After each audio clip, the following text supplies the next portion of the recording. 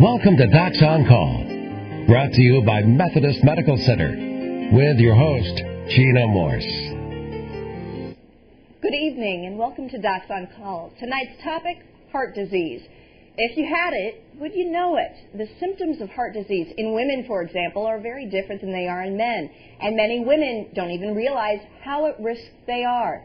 In a recent national survey, only 21% of women responded that they are most concerned about themselves when it comes to heart disease.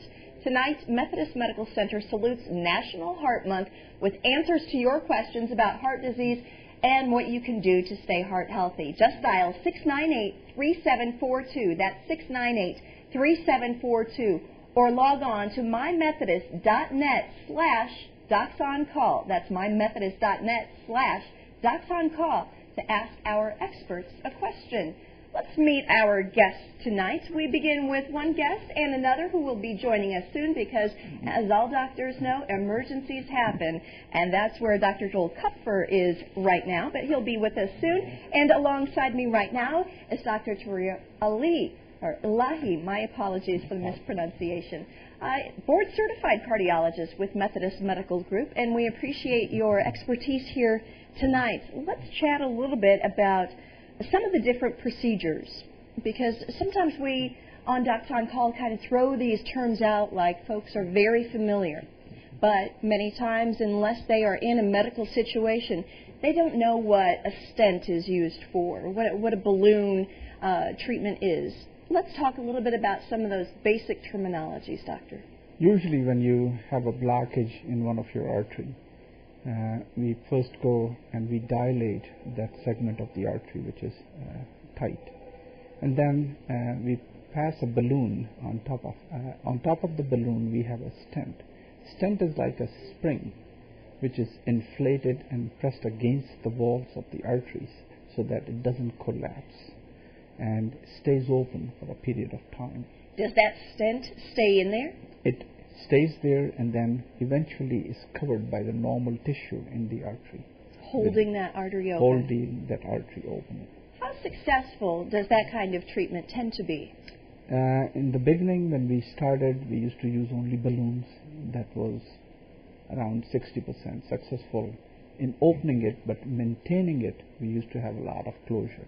Then it came the stents. Stents also took its time developing, and now almost 90% plus it stays open with the newer generation of stents we have. And I think there's also sometimes the perception that if you're having some kind of heart surgery, that you're going to be in the hospital a long time. But that's not necessarily the case nowadays. Not anymore. People coming with the acute myocardial infarction or heart attacks, if they are admitted, they are taken care of within an hour of their presentation to the hospital. And some of them, they are able to even go home on the same day or even next day and back to work within a week time.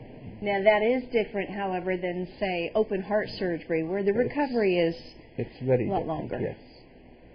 In the initial phase, we just tell them not to do heavy work, heavy lifting or driving and stuff, and then subsequently they lead their normal life.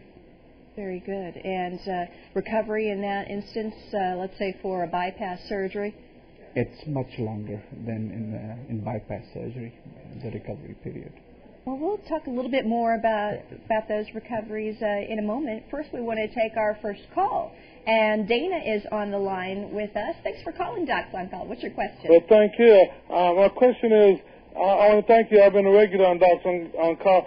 My question is high blood pressure, does that lead to heart disease or something? And the best way to get it down is exercise, proper eating, and Bible study and prayer, and using coping mechanisms like listening to Christian music, or getting, when you're stressed out, go to the weights, exercise, or, swim or something, or do the Olympic cross trainer, or just go for a walk or something, Dana, you bring up lots of good points, things that you need to do to take care of yourself, and I think his main question there is, does high blood pressure automatically put you at risk for heart disease?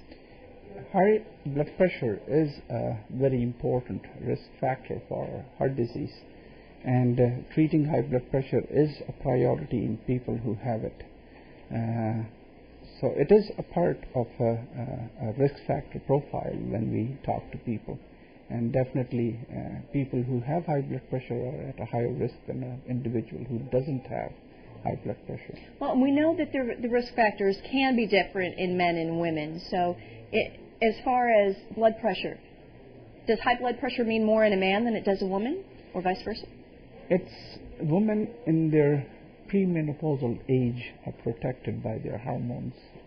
And when they develop high blood pressure, it's an additional risk factor as in men. So equally treated in men and women, it should be treated whether it's a male or a female equally. All right. Let's go now to Fred, who's on the line. Thanks for watching. What's your question? Thanks for taking my call. Doctor, I've been a runner all my life. I ran over 35 years. My resting heart rate used to be 45, but then all of a sudden it dropped down to 27. They put a pacemaker on me, and I've got it back up to about 55. Now my question is, did I cause my heart to be weak that way by running so much, or was it a heart disease, or am I putting you too much on the spot on this question?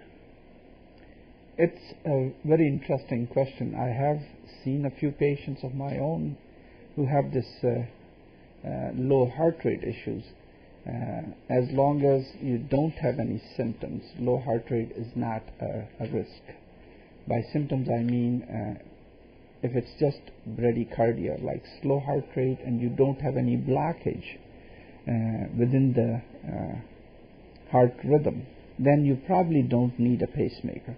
But as we age, whether we exercise or not, whether our basic rhythm is low or high, aging process can cause disease in the conduction system, or in simple words, the electrical system of the heart. And once that develops, you have to be paced. As far as your question, whether exercise or training did any damage to the conducting system, I doubt it. I don't think so. Well, that's good to know, because the main message we seem to hear a lot about is exercise is a good thing, exactly. and will help prevent heart disease, hopefully. Sally's on the line now. What's your question, Sally? Hi, I was wondering about the difference between an actual heart attack versus angina pain, and what's the difference? That's a good question. How do we know what we're feeling is really a heart attack and maybe when it's not? When you say angina pain usually characterizes a discomfort which comes on when you are doing exercise. Once again, we then subclassify these pain into stable pains, which comes on when you do regular exercise or walk, and unstable pain that comes on when you are just resting. And when the angina becomes resting, then it becomes threatening. And that's the time when we consider, or if your anginal pain or somebody is having chest pain on doing 40 minutes of exercise, suppose. And if it decreases slowly and then somebody is having chest pain on their routine activity, like walking around at home, doing their normal chores, then it, again, as I said, is threatening. Anginal pain is usually caused by narrowing of the artery, whereas heart attack is caused by a complete occlusion of the artery, by a thrombus or a clot, in simple words. Well, narrowing, though, is not necessarily a good thing either, too, right? We should be monitoring that and talking to our doctors about it. Yes, narrowing, once again, your doctor will tell you how much narrowing is there if they do an angiogram, or if they do some tests we call exercise tests. And if it shows significant problem there, then we have to do further treatment for that. But as you say, heart attack is caused by complete occlusion of the artery, by a clot, which needs to be opened right away. All right. Dr. Ilahi, we have another caller on the line, and it's Peggy. Thanks for watching. What's your question? Yes, I'm wanting to find out, I've heard that there are symptoms of a heart attack, and they are different between a man and a woman.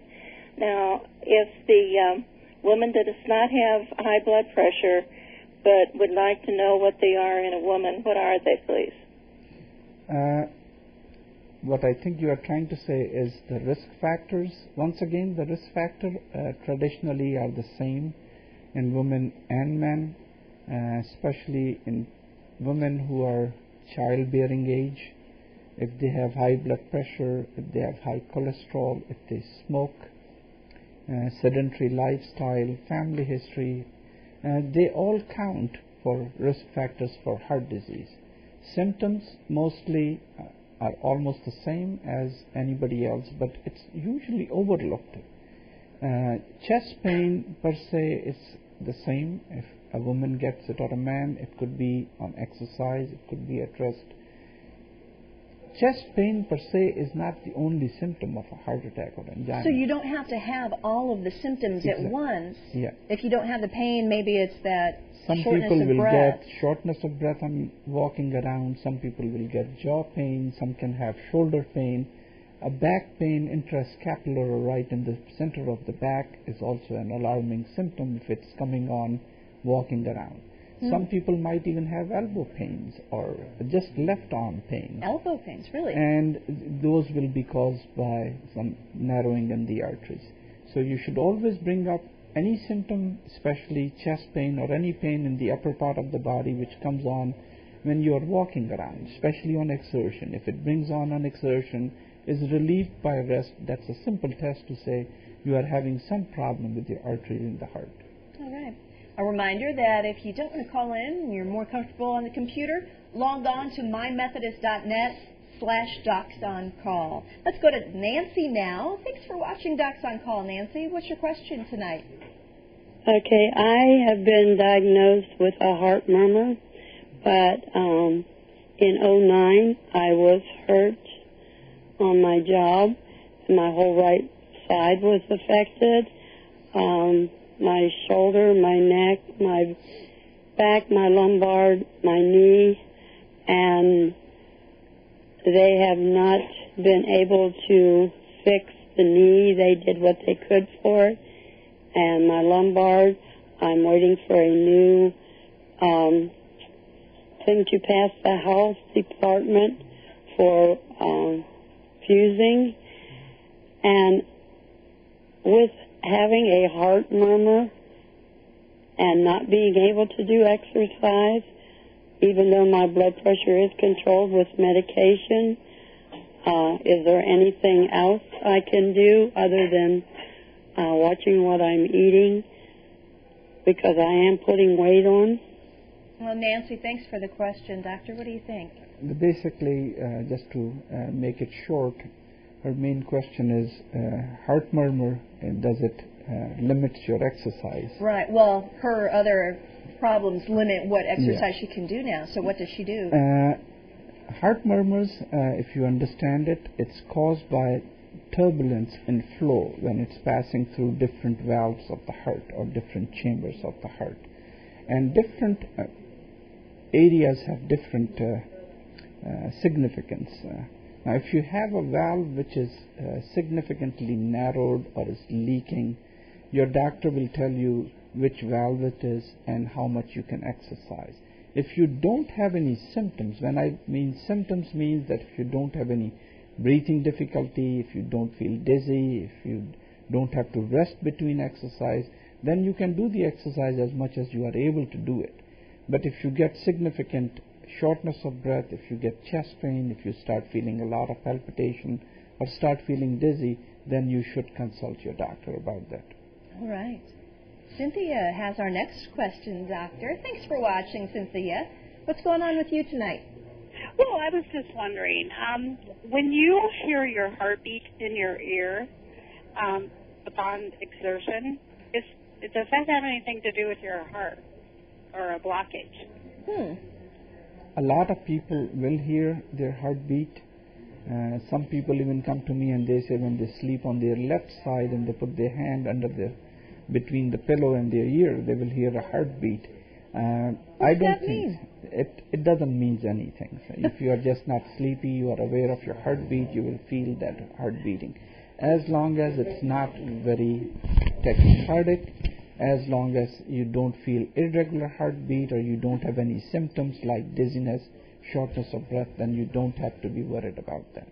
All right. It's time for us to take a quick break, and when we return, we'll have more of your questions on Docs on Call. We'll be right back. Welcome back to Docs on Call. Cardiologist Dr. Joel Kupfer is here with us now, joining Dr. Ilahi from Methodist Medical Group, and we're glad you could be with us. As we mentioned earlier in the show, emergencies happen. That's what doctors deal with every day, especially when they are doctors of the heart, cardiologists like our guest tonight. And we have a question now from Linda. Thanks for calling in. What's your question? Yes, I was wondering, I have a lot of, my family has a lot of heart problems. I had a father that died of heart problems. I got a mother that is in the nursing home. She's had 2 heart attacks. And I had a sister that had a heart attack, and she had a stroke. And she died at a very young age. She was only 59. It's been a few years ago. And I went and had a stress test. I had the whole thing done with the radiation and everything, and they said that my arteries were really good. And this has been recently. But I'm obese, and I do smoke, and I try to eat right, but sometimes that's hard to do. And my cholesterol is good. My blood pressure is good. I don't understand it, but it is. And Linda, how old are you? 64. 64, but you've got a history of heart disease, and you admit that you're overweight and you smoke.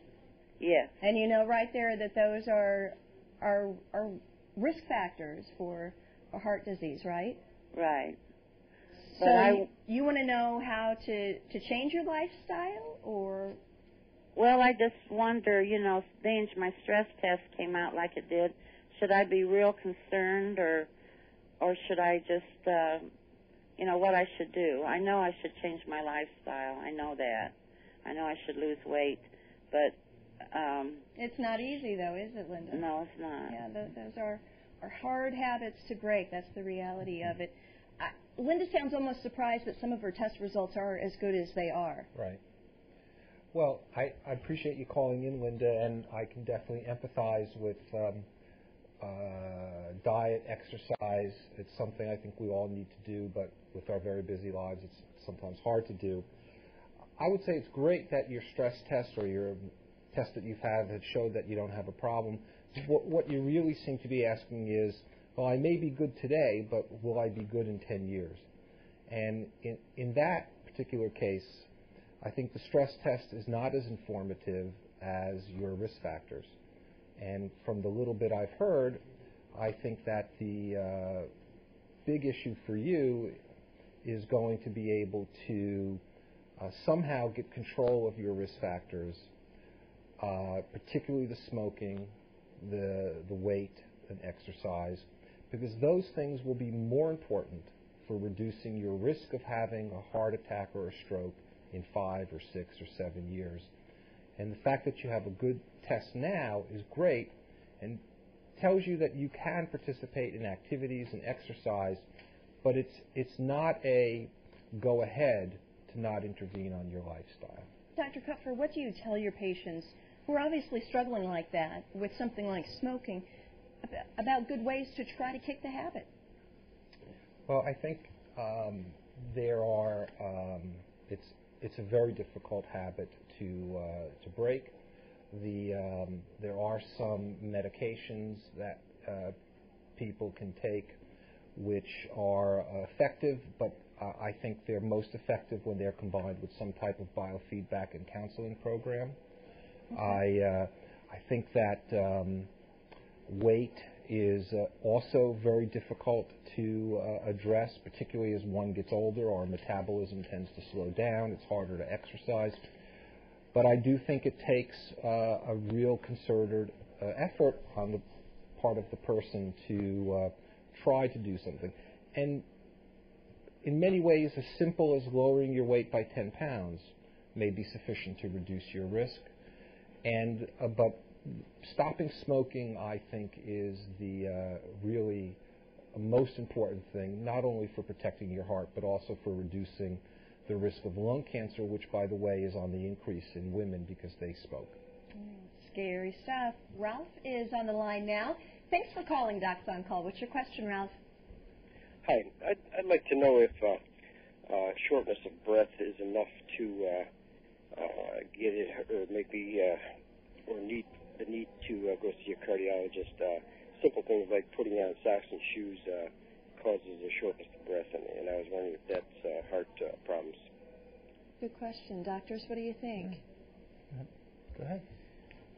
As I said before, shortness of breath is one symptom which can be caused by heart disease, but it has to be a lot more things. If you are saying just putting on your shoes or tying the laces, I don't know how much you weigh, if you are overweight, if you have any other issues with your lungs, if you smoke, all these things count. But if you are getting shortness of breath on walking around or doing your normal activity, yes, it's a good idea to see your doctor. All right, we've got about 5 minutes left in Docs on Call, and a reminder, you can chat with our doctor online at mymethodist.net/DocsOnCall. And now let's head to another caller. Thanks for watching Docs on Call. What's your question? Go ahead, please. My question is, I take a Tylenol for a rapid heartbeat I've had for a number of years, and I was wondering what the long-term effect of the Tylenol is. I take a 50 milligram, but I cut it in half, and sometimes I miss a day or two at a time. I'd want to know what the effect of it is. Thanks, Don, for the question. Doctors?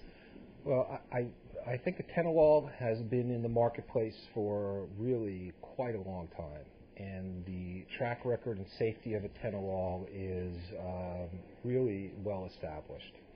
So I think the long-term risks of the medication are really not something that you should be concerned with. However, I would caution you that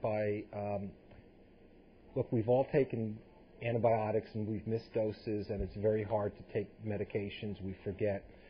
And I'm certainly not going to say it's okay, but I would try to refrain from missing 2 or 3 doses, because if you stop something like atenolol abruptly, you can have a rebound effect where your heart rate may go faster, your blood pressure may go higher.